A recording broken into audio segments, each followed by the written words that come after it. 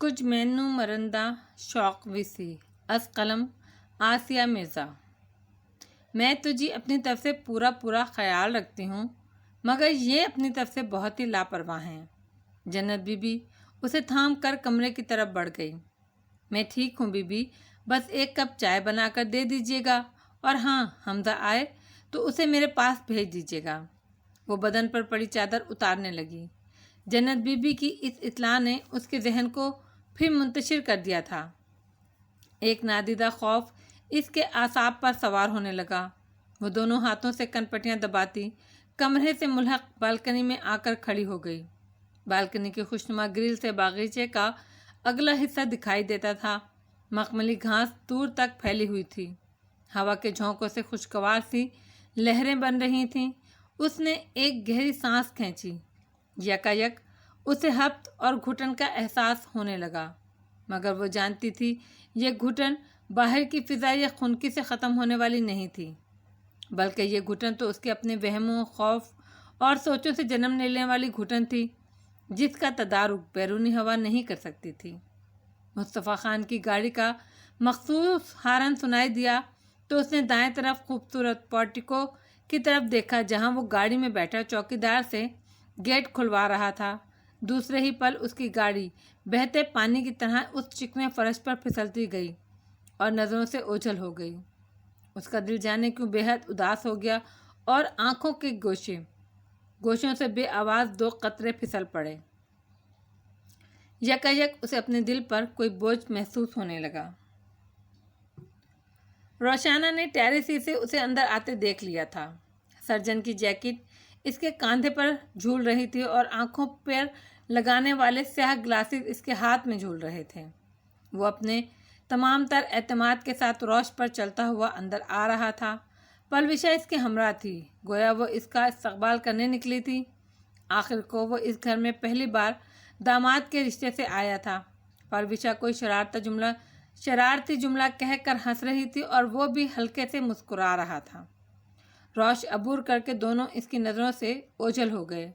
اسے دیکھ کر اس کے دل کی بے قراری، اضطراب عروج پر جا پہنچا۔ یہ تو سچ مچ آ گیا، اب کیا ہوگا؟ اس کا سامنا کس طرح ہو سکے گا؟ وہ بے قرار روح کی مانند ٹیرس کی شفاف فرش پر چکر کاٹنے لگی۔ ناحق اپنی بہادری کے دام میں یہاں رہ گئی، کل ہی کہیں چلی جاتی، خالہ کی طرف نہ سہی عابد بھائی کی طرف چلی جاتی۔ ناہید بھابھی یوں بھی اسے آنے پر اصرار کرتی رہتی تھیں۔ اسے ایک ایک کر کے اپنے سارے ہی رشتہ داروں کے گھر یاد آنے لگے اور کف افسوس ملتے ہوئے وہ خود کو لرزش کرنے لگی۔ ساری ہوا یوں نکل گئی جیسے بھرے ہوئے غبارے میں کوئی پن چبو دی گئی ہو۔ طلال کا با اعتماد سراپا ہی اس کے 2 دن سے مجتمع کیے اعتماد کو لحظہ بھر میں ڈھیر کر کے رکھ گیا۔ کہاں پھنسوا دیا لالیہ آپ نے مجھے؟ اسے اس پل شدت سے لالا رخ کی یاد آنے لگی۔ ٹہل ٹہل کر ٹانگوں میں درد ہونے لگا تو کرسی پر بیٹھ گئی۔ مزید 10 منٹ گزرے ہوں گے کہ ہما دینا چڑھتی ہوئی اوپر آتی دکھائی دی۔ آپی، آپ کو دادو نیچے بلا رہی ہیں۔ وہ اس کے سر پر نازل ہو گئی۔ کیوں؟ وہ گویا کاٹ کھانے کو دوڑی۔ آپ کے وہ آئے ہیں آپی؟ وہ دانتوں کی نمائش کرتے ہوئے معنی خیز تبسم اچھالتے ہوئے بولی، مگر دوسرے ہی پل سٹ پٹا کر دور ہٹ گئی۔ میرا مطلب ہے طلال بھائی آئے ہیں۔ شرارت کرنے کی خواہش اس کے اندر ہی دم توڑ گئی۔ وہ پورے غصے سے کرسی دھکیل کر کھڑی ہو گئی تھی۔ اس کے چہرے کے زاویوں میں ناگواری سمٹ آئی تھی۔ تو میں کیا کروں؟ اتنے لوگ تو نیچے ہیں ان کی خاطر و مدارات کرنے کے لیے، تو مجھے کیوں ڈانٹ رہی ہیں؟ وہ تو دادو بلا رہی ہیں آپ کو۔ ہما اس کے ان رویوں پر حیران اور پریشان ہو گئی۔ جاؤ دادو کو کہہ دو کل میرا پیپر ہے، میں تیاری کر رہی ہوں، نیچے نہیں آ سکتی۔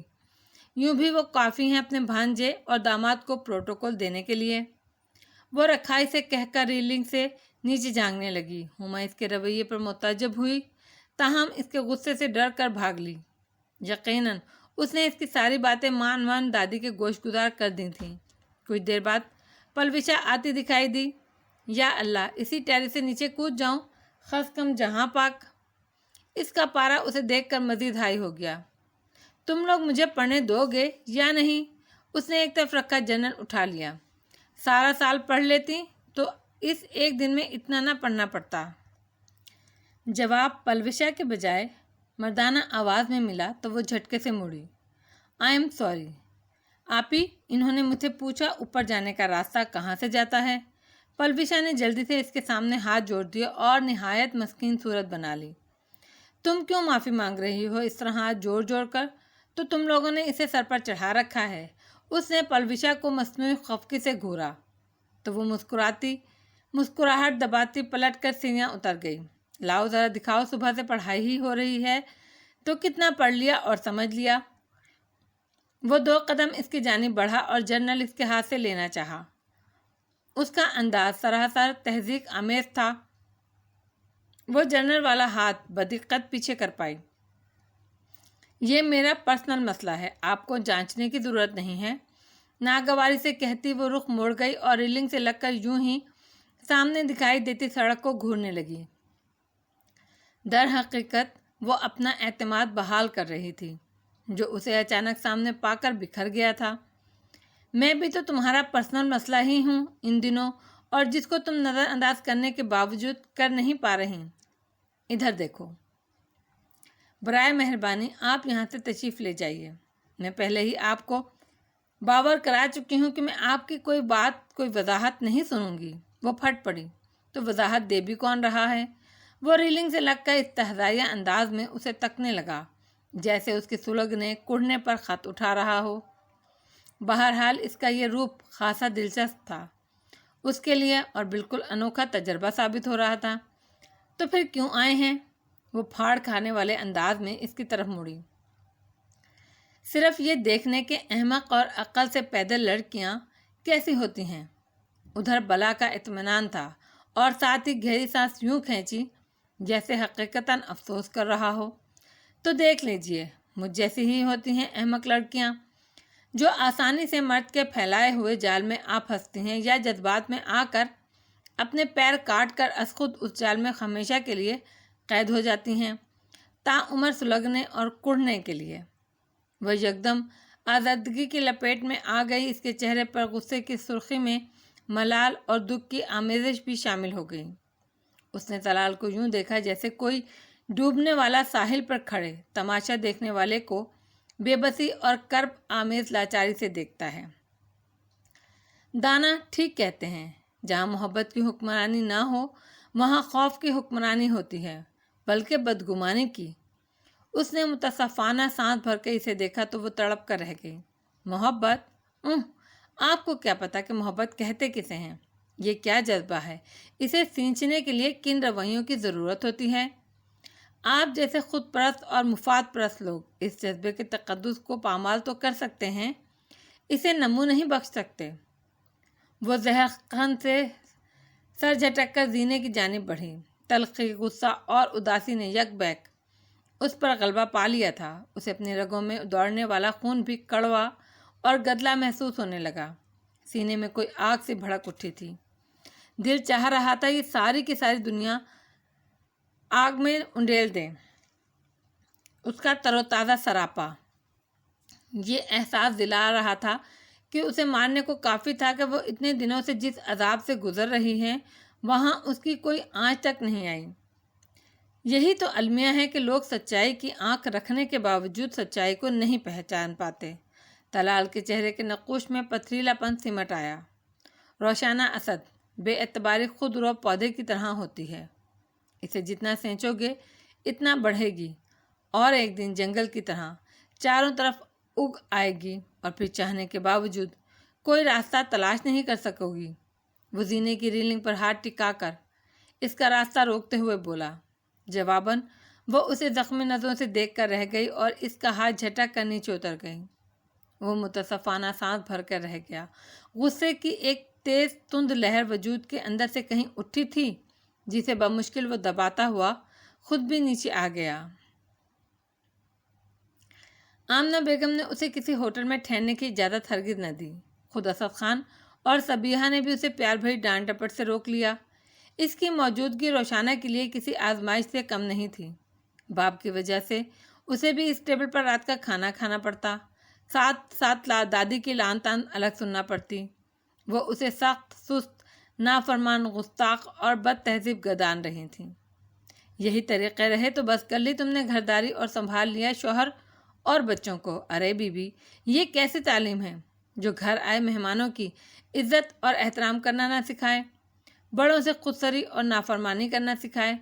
وہ بھری بیٹھی تھی، شام سے رات ہونے کو آئی تھی، تب کہیں جا کر روشانہ بیوی کی صورت نظر آئی تھی، وہ بھی اکھڑی اکھڑی طلال کے سامنے۔ جس طرح وہ اسے ڈانٹ رہی تھی اور امی بھی ان کی ہمنوا تھیں، وہ سبکی محسوس کر کے رہ گئی، آنکھوں میں مرچی سی بھرنے لگی۔ میرا خیال ہے آج کے لیے اتنا کافی ہے خالہ جان۔ طلال لب دبائے مسکراہٹ روکتے ہوئے بولا، گویا اس پر احسان کر رہا ہو۔ پلوشا نے سر جھکا کر ہنسی چھپائی تھی۔ اے میاں، تمہیں نہیں پتا، ایسی پڑھائی کو میں کہوں آگ میں جھونکو۔ لو دیکھو ذرا، تم شام سے آئے بیٹھے ہو اور اس نے اپنے سسرال والوں کی خیر خیریت تک نہیں پوچھی آ کر تم سے، اور ادھر وہ سب اس کی محبت میں مرے جا رہے ہیں۔ لالی کے شوہر مصطفیٰ کے تایا ہاسپٹل میں پڑے ہیں، مگر اس نے جو خیریت پوچھی ہو۔ یہ طریقے ہوتے ہیں خاندانی لڑکیوں کے؟ بہت بری بات ہے یہ تو روشی بیٹا۔ پاپا نے اسے تعدیبی نظروں سے دیکھا۔ اماں کی باتیں 100% سچ تھیں۔ انہوں نے روشانہ کو فہمائشی نظروں سے دیکھا، جو پہلے ہی گھائل بیٹھی تھی۔ میری طبیعت کچھ ٹھیک نہیں تھی پاپا، اور پھر آپ سب لوگ ہیں تو ان کے آگے پیچھے پھرنے والے۔ نہ چاہتے ہوئے بھی وہ تڑک گئی اور کرسی دھکیل کر کھڑی ہو گئی۔ روشانہ، یہ کیا بدتمیزی ہے؟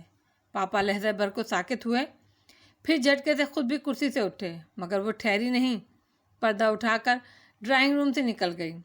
اور اٹھاؤ اس کے ناز نخرے، اور چڑھاؤ اسے سر پر۔ آمنہ بیگم کا پارا نقطہ اشتمال تک پہنچ چکا تھا۔ صبیہ بیگم اس کے اس رویے پر ندامت محسوس کر کے وہاں سے اٹھ گئیں۔ ٹیبل پر یک لخت کھچاؤ کسی کیفیت طاری ہو گئی۔ پاپا دوبارہ کرسی پر بیٹھ گئے۔ ان کے چہرے کی سرخی سے ظاہر تھا کہ وہ غصہ دبا رہے تھے۔ اب کیسی طبیعت ہے مصطفیٰ کے تایا کی؟ ڈاکٹرز کیا کہتے ہیں؟ چند اعصاب شکن لمحات گزرنے کے بعد وہ ایک گہری سانس بھرتے ہوئے طلال سے مخاطب ہوئے اور پلیٹ دور کھسکا کر پانی کا گلاس اٹھا لیا۔ میں اسی سلسلے میں اسلام آباد آیا ہوں، سیمینار کے ساتھ کچھ دوسرے ڈاکٹر سے مشورہ بھی کرنا تھا۔ ڈاکٹر بخاری تو خاصے پر امید ہیں، تیفی نے مجھے رپورٹس بھجوائی ہیں، مگر مسئلہ خود آقا جان کا ہے۔ وہ آپریشن کرانے کے حق میں نہیں ہیں، جبکہ بائی پاس آپریشن اب ان کے لیے ناگزیر ہے۔ ان کے دل کی 3 نالیاں بلاک ہیں۔ ہائے نوج، تو پھر وہ مان کیوں نہیں لیتے؟ آمنہ بیگم کو حیرت کے ساتھ تشویش ہوئی۔ بس وہ کچھ ضدی سے آدمی ہیں، کہتے ہیں موت کا وقت مقرر ہے، آنی ہوگی تو آپریشن کے بعد بھی آئے گی، اور زندگی ہوگی تو یوں بھی جی لوں گا۔ پلوشا وہاں سے اٹھ کر روشانہ کے کمرے کی طرف آئی۔ اسے شدید حیرت ہو رہی تھی کہ یکایک روشانہ کو کیا ہوا ہے۔ کہاں تو طلال کے ذکر پہ اس کے خوشنما چہرے پر گلال بکھر جاتے تھے۔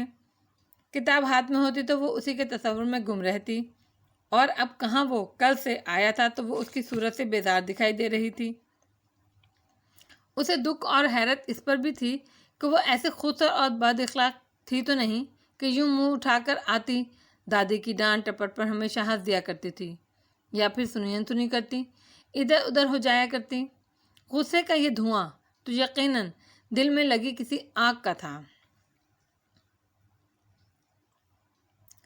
آقا جان کو بلا آخر آپریشن کے لیے راضی کر لیا گیا تھا۔ اسلام آباد میں ڈاکٹر بخاری کے ہاسپٹل میں منتقل کیا جانا تھا، جہاں 2 روز بعد ان کا آپریشن ہونا تھا۔ ڈاکٹر بخاری طلال کے سینئر ڈاکٹر اور ایک طرح سے استاد رہے تھے۔ طلال ان کی بے حد عزت کرتا تھا، اور طلال کے کہنے پر ہی مصطفیٰ خان نے ڈاکٹر بخاری سے رابطہ کیا تھا۔ وہ نہ صرف ایک ذمہ دار ذہین ہارٹ سرجن تھے، بلکہ اس پروفیشن کو انہوں نے دولت کمانے کا ذریعہ نہیں بنایا تھا، بلکہ حب الوطنی اور انسانی ہمدردی کے جذبے کے تحت اپنائے ہوئے تھے۔ ان کا ذاتی ہاسپٹل گو کہ بہت بڑا اور اعلیٰ پائے کا تھا، مگر وہاں غریب مریضوں کے لیے بھی گنجائش رکھی جاتی تھی۔ ہر محب وطن شہری کی طرح ان کا بھی کہنا تھا کہ پاکستانی عوام کینسر، بائی پاس یا دوسری بیماریوں کے علاج کے لیے بیرونی ملک جانے کے بجائے اپنے ہی وطن کے ہسپتالوں کی طرف رجوع کریں۔ جتنا پیسہ بیرون ملک علاج پر خرچ ہوتا ہے، اس سے آدھے اپنے وطن میں خرچ کر کے علاج کی بہترین سہولیات حاصل کی جا سکتی ہیں۔ اور رہا زندگی دینے کا سوال، تو اموات تو گوروں کی بھی ہوتی ہیں، ان کے بڑے بڑے شاندار ہسپتال میں بھی مریض اذیتیں سہ سہ کر مر جاتے ہیں، اور زندہ رہنے والے ناکافی سہولیات والے ہسپتال میں بھی زندگی پا جاتے ہیں۔ محض بڑے بڑے ہسپتالوں میں پیسہ پھینکنے سے زندگی نہیں ملتی، اور محض جھوٹی تسلی اور بہلاوے کے لیے اپنے وطن کا پیسہ ضائع کرنے اور ان غیر مسلم گوروں کو دے آنا سراسر نادانی ہے۔ جب تک ذہنیت نہیں بدلے گی، یہاں کا ماحول اور نظام نہیں بدلے گا۔ ڈاکٹر بخاری بے حد تعصب سے یہی کہہ رہے تھے۔ وہ طلال کے ہمراہ سیمینار سے فارغ ہو کر ہوٹل کے پارکنگ ایریا میں دھیرے دھیرے چہل قدمی کر رہے تھے۔ ہاں سر، مگر ذہنیت بدلنے کے لیے میڈیا کا متحرک ہونا ضروری ہے، جبکہ ہمارا الیکٹرک میڈیا خود دوسرے چینلز اور مغربی کلچر کو فروغ دے رہا ہے۔ یہی تو غم ہے کہ ہم اتنے پاورفل میڈیا کو اپنے مفاد، اپنے ملک کی بقا کے لیے استعمال نہیں کر سکے۔ شاید یہ بھی غلامانہ ذہنیت کے باعث ہی ہو رہا ہے۔ طلال ہنس دیا۔ تو سر، بات تو پھر وہیں جا کر ٹھہری، یعنی ذہنیت۔ اب لوگوں کو پکڑ پکڑ کر تو وعظ اور نصیحتیں نہیں کی جا سکتی نا۔ اور پھر آج کے سیمینار میں دیکھ لیجئے، 4 گورے سرجنوں کو بلا کر ان کی تکریم اور توقیر کس طرح کی جا رہی تھی، ان کی شان میں قصیدے کس طرح پڑھے جا رہے تھے۔ گویا مسلمان آج جو کچھ بھی ہیں محض انہی کی وجہ سے ہیں۔ طب اور سائنس ان لوگوں گوروں نے ہی ہم تک پہنچائی ہے۔ وہ دونوں پارکنگ ایریا کے کنارے بنے سیمنٹ کے صاف ستھرے ایک بینچ پر بیٹھ گئے۔ ڈاکٹر بخاری اپنی کنپٹیوں پر جمے سفید بالوں پر ہلکے ہلکے انگلیاں پھیرتے ہوئے تعصب سے اس کی بات کی تائید میں سر ہلاتے ہوئے بولے، یہی تو المیہ ہے۔ آج ہم شاید کچھ ہیں، جو کچھ بھی ہیں، اس کے لیے ہم اپنے اسلاف کے کارناموں کو بھلا چکے ہیں۔ روسو، نیوٹن، کیمل اور باقی سب یاد ہیں، مگر یہ بھول گئے ہیں کہ قانون حکمت اور رموز فطرت کے متلاشیوں میں ہم شرقیوں کا ہی کام سب سے آگے تھا۔ خالد بن ولید، جابر بن حیان، زکریا الرازی، ابن سینا، خوارزمی، ابن اللیث اور ابو محمد خود جندی، ابو بکر محمد الحسن، عمر خیام، البیرونی، سفیر الدین توسی، حسن علی، محمد بن جابر سیتانی اور کتنے بہت سے ایسے لوگ جنہوں نے سائنس کی بنیاد ڈالی۔ ہم نے تاریخ پڑھی ہے کبھی؟ ڈاکٹر بخاری اپنی بات کے درمیان رک کر سر اٹھا کر اس سے پوچھنے لگے۔ اس نے آہستہ سے سر نفی میں ہلا دیا۔ ہاں بھلا، سائنس کا اسٹوڈنٹ تاریخ کہاں پڑھتا ہے؟ وہ ہلکے سے مسکرائے۔ مگر اسلامی تاریخ کا مطالعہ ہر شعبے کے آدمی کو کرتے رہنا چاہیے۔ اس سے نہ صرف مطالعہ وسیع ہوتا ہے، بلکہ ہمیں اپنے اسلاف کے کارناموں کے بارے میں علم حاصل ہوتا ہے، جو ہمارے لیے باعث فخر ہے۔ اب دیکھ لو، یہاں بھی تاریخ کے حوالے کی ضرورت ہے۔ امیوں کے دور خلافت میں حصول علم، خصوصاً سائنسی علوم کا جو شوق پیدا ہوا وہ بڑھتا رہا، اور عباسیوں کے دور میں علم اور فن کا یہ چراغ اتنا روشن ہوا کہ اس کی روشنائی سے سارا عالم جگمگانے لگا۔ خود کتنے ہی غیر ملکی عربوں کے ان کارناموں کو سراہنے پر مجبور تھے۔ بیری فالٹ اپنی کتاب میں لکھتا ہے کہ ہماری سائنس عربوں کی مرہون منت محض اس لیے نہیں ہے کہ انہوں نے انقلابی تحریریں، نظریات پیش کیے ہیں، بلکہ سائنس اور عربی ثقافت کے احسانات اس سے کہیں زیادہ ہیں۔ ان کا وجود انہی کے دم سے ہے۔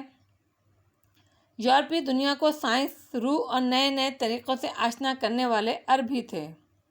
اب دیکھ لو، گنتی اور اعداد کا لکھنا سکھا کر مسلمانوں نے یورپ کو اپنی زبانوں میں عربی ہندسوں کے نام سے یاد کیے جاتے ہیں۔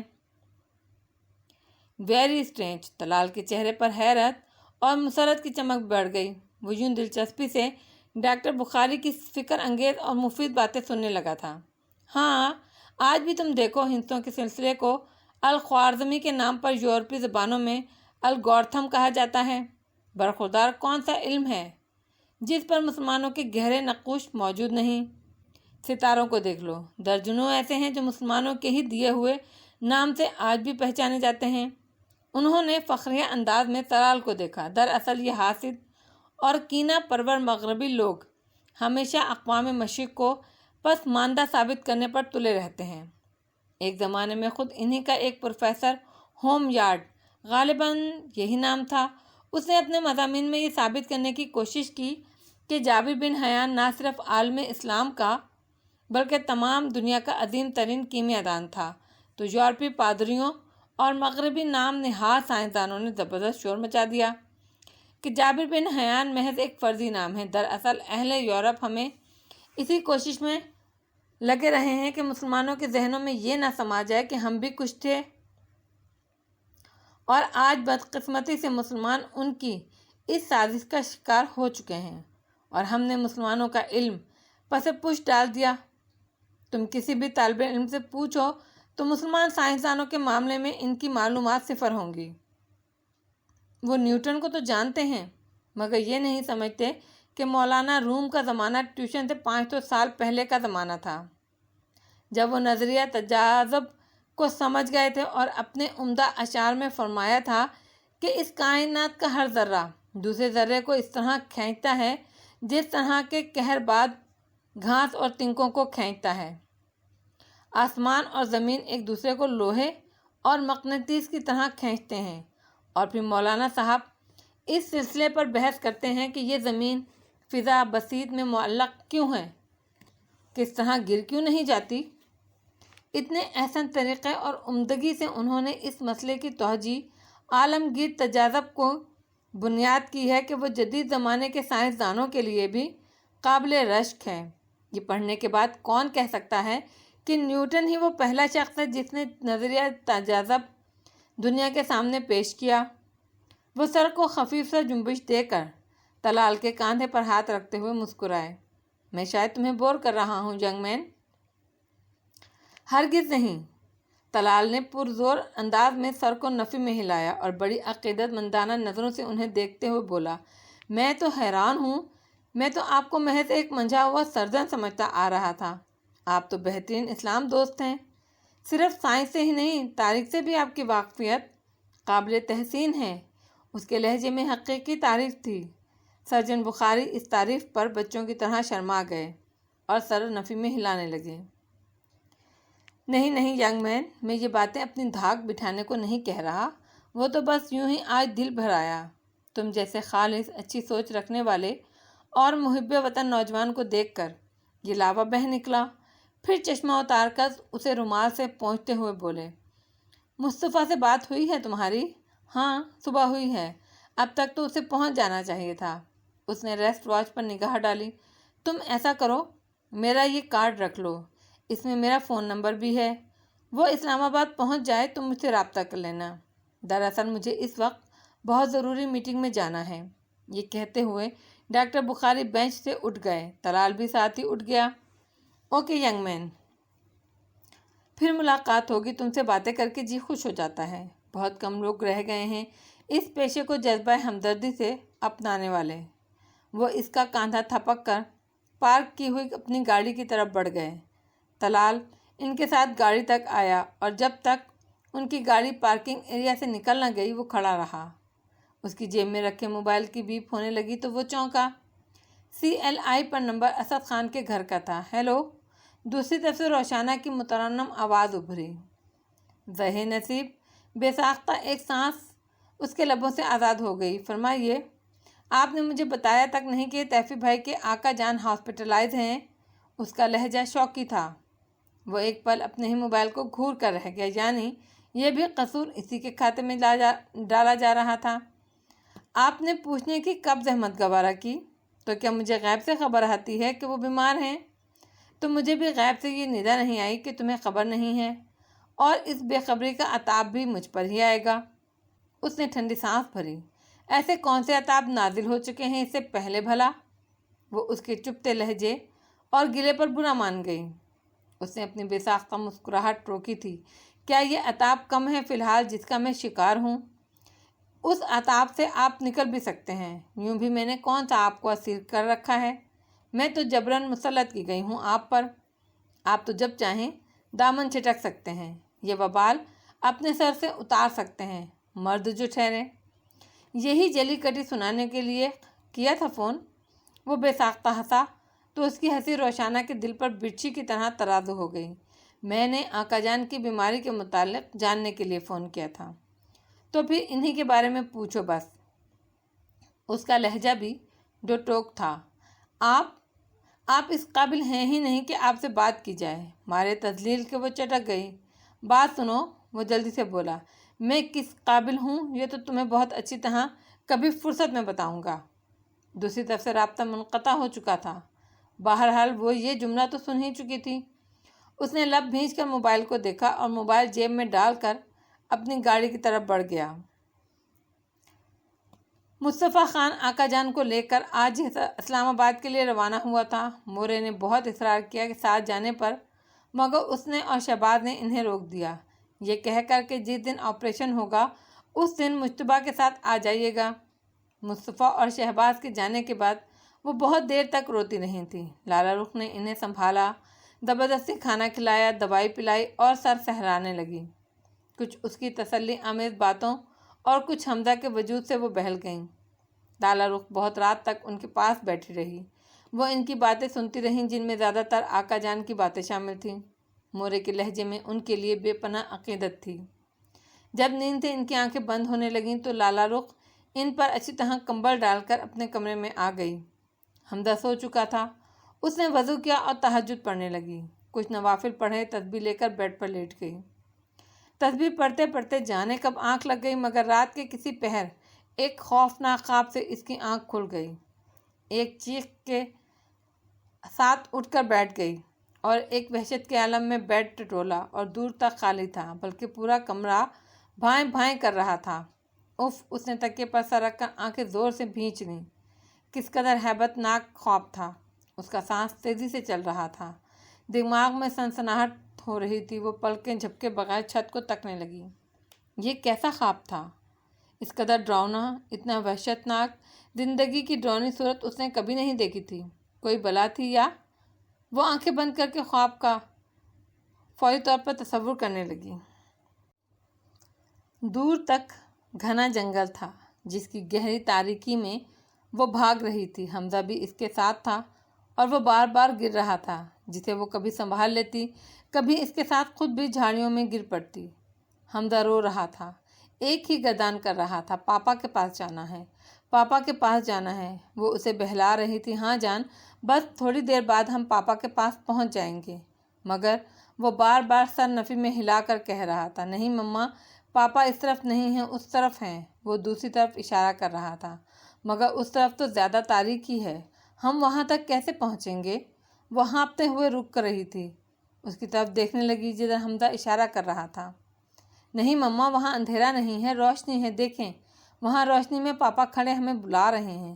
چلیں نا مما، چلیں نا، پاپا کی طرف چلیں۔ وہ اپنے ننھے ننھے ہاتھوں سے اس کا دامن پکڑ کر کھینچنے لگا۔ اس کے قدم اٹھنے لگے کہ معاً ایک خوفناک جانور اس جھاڑی سے نکل کر ان کے سامنے آ کھڑا ہوا۔ اس کا دل سینے سے اچھل کر حلق میں آ گیا۔ وہ ہلکی ہلکی غراہٹ کے ساتھ ان کی طرف بڑھنے لگا۔ وہ بھیڑیے سے مشابہ جانور تھا یا جانے کیا بلا تھی۔ اس کی آنکھوں میں خون چمکتا دکھائی دے رہا تھا۔ اس کے دانت بے حد نکیلے تھے، ہاتھ انسانی ہاتھوں کی طرح تھے، مگر اس کے سخت ناخن لمبے لمبے کانٹوں کی طرح تھے۔ اس نے حمزہ کی طرف دیکھا بھی نہیں، قدم بہ قدم لالا رخ کی طرف بڑھتا جا رہا تھا۔ اس کی آنکھوں میں ایسی وحشت پھیلی ہوئی تھی، وہ دہشت سے پیچھے ہٹنے لگی۔ اس جانور کا رال اس کے سر پر پہنچنے ہی والا تھا کہ ایک زوردار چیخ لالا کے لبوں سے نکل گئی، اور چیخ کے ساتھ وہ خواب دھوئیں کے مرغولے کی طرح گم ہو گیا۔ مگر اس کا ہولناک تصور اس کے اندر آکٹوپس کی طرح جکڑ گیا۔ وہ کتنی دیر یوں ہی لیٹی اپنی سانسوں کو ہموار کرتی رہی۔ سامنے کھڑکی سے ستارے جھلملاتے دکھائی دے رہے تھے۔ اس نے اٹھنے کی کوشش کی، مگر اسے لگا کہ اس کے ساتھ کوئی وزنی پتھر ہو جو اسے اٹھنے نہیں دے رہا۔ اسی وقت کسی قریبی مسجد سے فجر کی اذان کی آواز سنائی دی۔ لالا رخ نے سر تکیے سے اٹھانے کی بھرپور کوشش کی، تاہم پوری کوشش کر کے وہ جھٹکے سے اٹھ کر بیٹھ گئی۔ اس کے منہ سے بے اختیار گہرا سانس نکل گیا۔ پسینے سے اس کے کپڑے یوں بھیگ رہے تھے گویا وہ حقیقت میں تیز دوڑتی رہی ہو۔ پسینے کے باعث بستر کی چادر بھی نم ہو رہی تھی۔ وہ متوحش نظروں سے ادھر ادھر دیکھنے لگی۔ وہ اپنے بیڈ روم میں تھی۔ نائٹ بلب جل رہا تھا اور اس کی مدھم خوابناک روشنی کمرے میں پھیلی ہوئی تھی۔ حمزہ اپنے بستر پر سویا ہوا تھا۔ اس کا ذہن آہستہ آہستہ بیدار ہونے لگا۔ پھر وہ پوری توجہ سے اذان سننے لگی۔ اذان ختم ہوئی تو لالا نے وضو کیا، فجر کی نماز پڑھی۔ اب نیند تو دوبارہ آنا ناممکن تھی۔ وہ کھلی فضا میں نکل آئی، لان کی مخملی گھاس پر چہل قدمی کرنے لگی۔ اس کے ذہن پر ابھی تک رات والے خواب کا خوف چھایا ہوا تھا۔ اس نے سوچا وہ صدقہ دے دے گی۔ امی ہمیشہ کہا کرتی تھیں، برا خواب دیکھو تو تعوذ پڑھ کر کروٹ بدل لیا کرو، اور استطاعت ہو تو صدقہ دے دیا کرو، بہتر ہوتا ہے۔ آنے والی مصیبت اور بلا ٹل جاتی ہے، اور برے خوابوں کے شر سے پناہ مانگ لینا چاہیے۔ اس نے کرسی پر بیٹھ کر دعا مانگی اور مختلف قرآنی آیات کا ورد کرتی رہی۔ سورج طلوع ہوتے ہی ہر شے کو روشنی نے اپنی لپیٹ میں لے لیا۔ اس نے ایک گہری سانس کھینچی، اٹھ کر اندر چلی آئی۔ جنت بی بی اور زینب ناشتہ تیار کر رہی تھیں، وہ بھی ان کی مدد کرنے لگی۔ رات میں نے تمہیں ناحق پریشان کیا، میرے ساتھ تم بھی جاگتی رہیں، ناشتے کے دوران مورے لالا رخ سے کہہ رہی تھیں۔ لالا رخ کی آنکھوں کے زیریں کناروں پر جمی سرخی نے انہیں شاید شرمندہ کر دیا تھا۔ کیسی باتیں کر رہی ہیں مورے، پریشانے والی بھلا کیا بات تھی؟ کیا ماں بیٹی دیر تک جاگ کر باتیں نہیں کر سکتی؟ ہاں، مگر تمہیں صبح جلدی بھی تو اٹھنا ہوتا ہے حمزہ کے اسکول کے لیے۔ کہاں مورے، یہ کام تو بیچاری جنت بی بی ہی انجام دے لیتی ہیں، اور آج تو حمزہ کا آف ڈے ہے۔ بس آپ یوں غیروں والی باتیں نہ کیا کریں۔ اس نے اپنائیت سے ان کے ہاتھ پر اپنا ہاتھ رکھ دیا۔ آپ کی طبیعت اب کیسی ہے؟ رات نیند تو آ گئی تھی نا؟ ہاں، تم نے گولی جو کھلا دی تھی۔ وہ مسکرائیں اور اس کا ہاتھ تھپکنے لگیں۔ مصطفیٰ کا فون آیا تھا بہت سویرے، وہ کہہ رہا تھا ہم پہنچ گئے ہیں خیریت سے، اور طلال نہیں رسیو کیا تھا انہیں، وہ وہیں پر ہے۔ وہ اسے بتانے لگیں، طلال ماشاءاللہ بڑا ہی پیارا بچہ ہے، تیفی کو اس کی موجودگی سے یقیناً ڈھارس ملی ہوگی، اس کے آقا جان کو بھی۔ تو وہ فون پر گھنٹہ گھنٹہ بھر تسلیاں دیتا رہتا تھا۔ خدا اسے شاد و آباد رکھے۔ اس کی رخصتی کب ہو رہی ہے؟ انہوں نے پوچھا تو وہ اپنے خیال سے چونک کر نکلی۔ طلال کے ذکر کے ساتھ ہی اسے روشانہ بڑی شدت سے یاد آ گئی۔ اسے اب تک اس بات کا قلق تھا کہ وہ اس کے آنسو بھی نہیں پوچھ سکی۔ یقیناً وہ بہت اداس ہوگی، اور شاید اس سے شوقی بھی ہو۔ ابھی روشانہ کے کچھ پیپرز رہتے ہیں، اس کے بعد ہی وہ ٹال گئی۔ چلو، خوش رکھے خدا اسے، روشی بھی بڑی ہی پیاری بچی ہے۔ بہوؤں کے معاملے میں تمہاری ماں بڑی خوش نصیب ہے، میری ہی طرح۔ یہ کہتے ہوئے انہوں نے ایک پیار بھری نگاہ اس پر ڈالی تو وہ نظریں جھکا گئی۔ ڈھلتی شام وہ حمزہ کو ہوم ورک کرا رہی تھی جب فون کی بیل ہونے لگی۔ حمزہ پاپا پاپا کہہ کر اس طرف لپکا، مگر اس نے نرمی سے اسے ایک طرف ہٹایا اور ریسیور اٹھا لیا، مگر دوسری طرف سیف الرحمن کی آواز سن کر اس کا دل یک لخت ڈوب سا گیا۔ تم؟ چلو اتنا تو ہوا کہ تم نے مجھے پہچان لیا۔ دوسری طرف طمانینت بھری آواز سنائی دی، میری سمجھ میں نہیں آتا کہ تم کیا چاہتے ہو، کیوں میری زندگی میں زہر گھول رہے ہو؟ اس نے خوفزدہ نظروں سے بند دروازوں کی طرف دیکھا۔ زہر؟ تمہاری زندگی میں ایسی کون سی شہد اور دودھ کی نہریں بہہ رہی ہیں کہ میں زہر کھولوں گا؟ مجھے تو تمہاری نا آسودگی بے چین کیے ہوئے ہے۔ کیا؟ تمہیں کس نے کہہ دیا کہ میں نا آسودہ ہوں؟ لالا رخ کو لہجہ بھر کو اپنا دل بیٹھتا محسوس ہوا، چاہنے کے باوجود اپنی آواز میں اعتماد پیدا نہیں کر سکی۔ یہ باتیں سمجھنے کی ہوتی ہیں، آنکھیں دل کا آئینہ ہوتی ہیں لالی، اور یہ آئینہ کبھی بھی جھوٹ نہیں بولتا۔ وہ چیخ کر اس کی بات جھٹلانا چاہتی تھی، مگر چپ ہو گئی۔ پھر ایک گہرا سانس کھینچ کر بولی، تمہیں غلط فہمی ہوئی ہے، میں تم سے ملنا چاہتا ہوں لالا رخ، آج ہی بلکہ اسی وقت۔ وہ اس کی بات سنی انسنی کرتے ہوئے عجیب آنچ دیتے لہجے میں بولا، ہوش میں ہو تم؟ وہ گھٹے گھٹے انداز میں چیخی، بالکل ہوش میں ہوں، بلکہ اب ہی تو ہوش میں آیا ہوں۔ اور بات سنو، میں مصطفیٰ خان کی حویلی سے 1 کلومیٹر دور ہوں، ایک مقامی پارک سے بات کر رہا ہوں، تم اسی وقت یہاں آ جاؤ۔ لالا رخ کو لگا وہ چکرا کر گر پڑے گی۔ اس نے جلدی سے بیڈ گراؤنڈ پر ہاتھ رکھ کر خود کو سنبھالا دیا، مگر اس کے اعصاب بری طرح منتشر ہو گئے تھے۔ हेलो, तुम सुन रही हो ना मेरी बात? हेलो लाली। वो माउथ पीस पर उंगलियां बजाने लगा, फिर उसकी सांसों की आवाज़ से उसकी मौजूदगी महसूस करते हुए बोला, अगर तुम नहीं आती तो मैं खुद तुम्हारे पास आ जाता हूँ। जब तक तुम मुझसे बात नहीं करोगी, मिलोगी नहीं, मैं मैदान से वापस नहीं जाऊँगा। क्यों? मगर क्यों मिलना चाहते हो मुझसे? वो घुटे घुटे लहजे में बोली, जैसे अभी रो देगी। उसकी आवाज़ डूबने लगी, तारों की मानिंद लरजने लगी। मैं भला कैसे और क्यों कर तुमसे मिल सकती हूँ? तुम्हारा और मेरा ताल्लुक़ क्या है अब? जो ताल्लुक़ था वो तुम ख़त्म कर चुके हो। वो इसी लरजते लहजे में बोली, रिश्ते नए सिरे से सवार भी हो सकते हैं। मैं एक शादीशुदा औरत हूँ सैफुर रहमान। वो अजियत के आलम में बिलबिलाई, फिर घबरा कर अपनी आवाज़ को काबू में रखते हुए दबे लहजे में बोली, इस घर में मेरी एक इज्जत है, खुदा के लिए उसे यूँ रुस्वा करने की कोशिश मत करो। मेरे गमों और परेशानियों में तुम्हारी आमद सिवाय इजाफा करने के कुछ नहीं कर सकती। उसकी आवाज़ भीग गई, मगर उधर उसकी भी एक ही रट थी, तुम वहाँ पार्क में पहुँचो, मैं तुम्हारा इंतज़ार कर रहा हूँ। और देखो, इस वक्त आलम दीवानगी में हूँ, अगर तुम नहीं आई तो मैं खुद तुम्हारे पास आ जाऊँगा। ये कहते हुए उसने लाइन डिसकनेक्ट कर दी। लाला रुख चीखती रह गई, उसे पुकारती रह गई, फिर एहसास शिकस्त से बेड के किनारे ढह गई। हवेली से बाहर निकलना उसके लिए कोई मुश्किल काम नहीं था, मगर सैफुर रहमान से करीबी पार्क में मिलने जाना उसके लिए किसी अजाब से कम नहीं था। ऐसा सोचकर ही उसके बदन में चींटियाँ रेंगती महसूस होने लगीं। उसने खाली खाली नज़रें हमजा की जानिब उठाईं, जो चीज़ों लिए एक कोने में जाकर बैठ गया था। शायद वो मुस्तफ़ा खान के फ़ोन का मुंतज़िर था। अचानक उसकी नज़र वॉल क्लॉक पर पड़ी तो उसका दिल बैठने लगा। उसे इसकी वार्निंग याद आ गई। इससे पहले कि वो यहाँ पहुँच जाए, इसे ही जाना था। इसके ठठरे आसाब में शोला सा भड़क उठा। वो अपने तमतमाते चेहरे पर हाथ फेरकर जल्दी से उठी, चादर निकालकर ओढ़ी और हमजा का हाथ पकड़कर बाहर की तरफ दौड़ गई। मोरे बागीचे में बैठी कुरान पाक पढ़ रही थीं।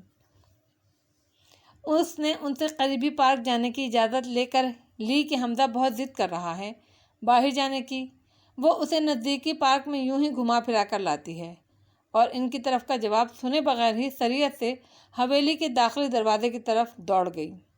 उसके दिल में एक क़यामत बरपा थी, सैफुर रहमान का मैदान पहुंच जाना, और अब हवेली के करीब ही उसकी मौजूदगी इसके हवासों पर बम की तरह ब्लास्ट हुई थी। उसने सोचा आज वो साफ लफ्ज़ों में उसे बता देगी कि वो इससे किसी तौर ताल्लुक़ नहीं रखना चाहती, बल्कि इसकी सूरत तक देखने की रवादार नहीं है। वो अपनी ज़िंदगी में ना आसूदा है, तब भी इसकी मदद और ताउन की ख्वाहिशमंद नहीं है। वो इसी ज़िंदगी से समझौता कर लेगी, मगर इज़्ज़त पर हरफ नहीं आने देगी।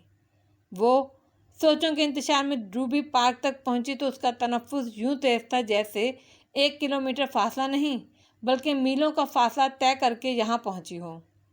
उसके सुर्ख सुर्ख चेहरे पर पसीना शबनम की तरह दमक रहा था। उसने पार्क पर एक तायराना नज़र डाली। दूर दूर इक्का दुक्का लोग दिखाई दे रहे थे, कहीं कहीं बच्चे भी खेलते नज़र आ रहे थे। उसने हमजा के हाथ पर गिरफ्त मजबूत कर ली। मान उसका दिल सीने में फैला, सुकड़ा और खून रगों में पूरी तरह दौड़ने लगा। वो किसी गोशे से निकला और कदम कदम उठाता पार्क के दाखिली हिस्से की तरफ आ रहा था। उसने भी लाला रुख को देख लिया था।